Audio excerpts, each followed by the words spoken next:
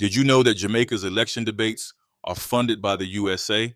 And now, due to a funding freeze, those debates are at risk. Why is this happening? The Jamaica Debates Commission revealed that around 60% of their funding for the debates comes from USAID. But after the Trump administration froze foreign aid in January, the money got tied up in legal disputes, leaving the debates hanging in the balance. Now, here's the big question.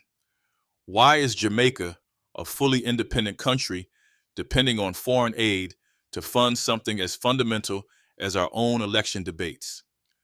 While I support foreign aid for things like education and disaster relief, funding our debates should be Jamaica's responsibility. Don't you think? It's time to ask ourselves, if we want to truly control our democracy, shouldn't we start by financing it ourselves? What do you think? Should Jamaica take full responsibility for funding its election debates? Drop your thoughts in the comments below.